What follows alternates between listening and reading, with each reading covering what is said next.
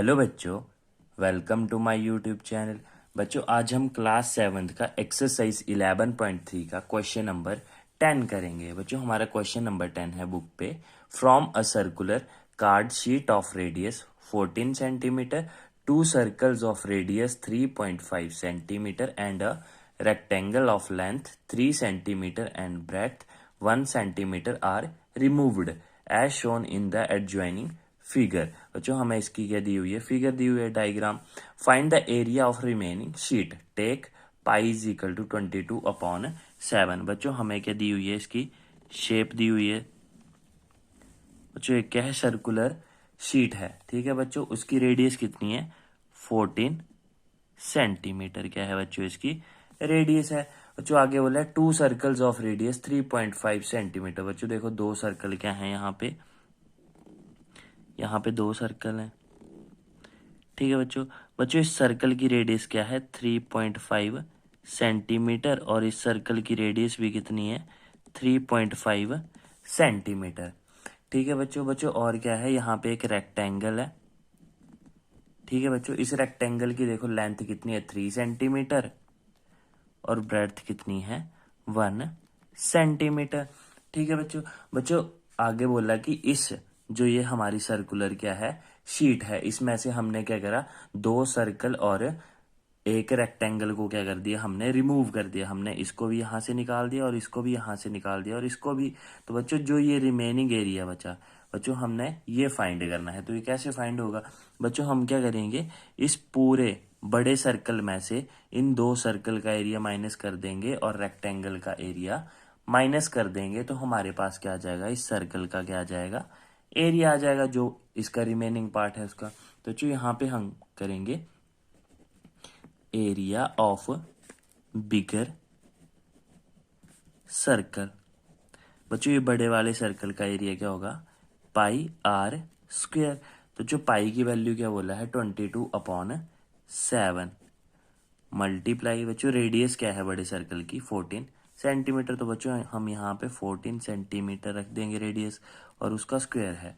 तो बच्चों, 22/7 multiply 14 multiply 14, और बच्चों centimetre multiply centimetre, centimetre square. तो बच्चों 7 बन जा 7, 7 2 जा 14।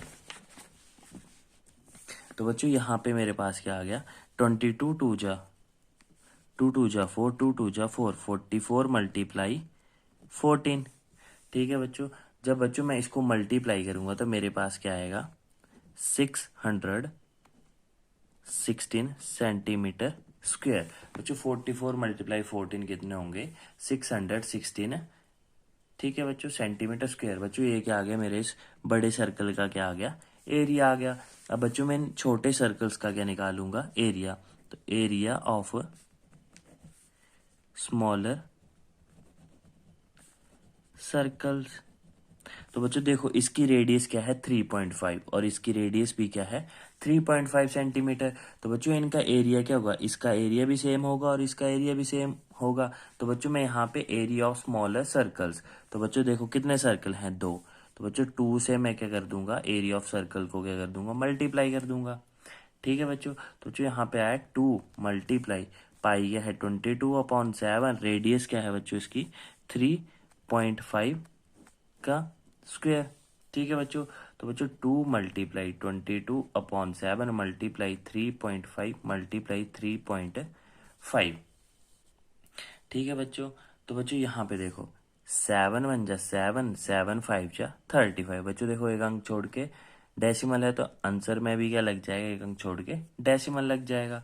तो बच्चों इसके बाद 22 2 जा 44 मल्टीप्लाई 35 मल्टीप्लाई 5 175। तो बच्चों देखो, एक अंक छोड़ के यहाँ पे डेसिमल है, एक अंक छोड़ के यहाँ पे, तो बच्चों यहाँ पे 2 अंक छोड़ के क्या लग जाएगा, डेसिमल लग जाएगा।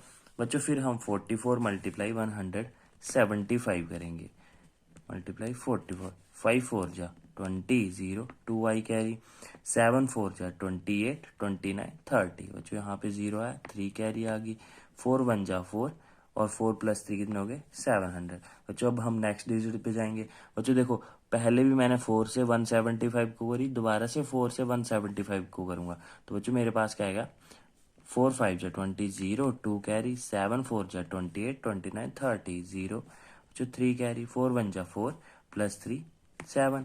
तो बच्चों यहाँ पे 0 0 7 और 7 बच्चों इसको मैंने प्लस करा तो बच्चों मेरे पास क्या आया 7 7 0 0। बच्चों देखो यहाँ पे 2 अंक छोड़ के डेसिमल था तो आंसर में भी 2 अंक छोड़ के डेसिमल लगेगा और बच्चों साथ में क्या आएगा सेंटीमीटर स्क्वायर। तो बच्चों देखो यहाँ पे 77.00 तो बच्चों मैं इसको क्या बोल सकता हूँ 77 सेंटीमीटर स्क्वायर। बच्चों क्योंकि डेसिमल के आगे 0 ही लगी है तो इसका कोई मतलब नहीं है। तो बच्चों आगे एरिया ऑफ रेक्टेंगल।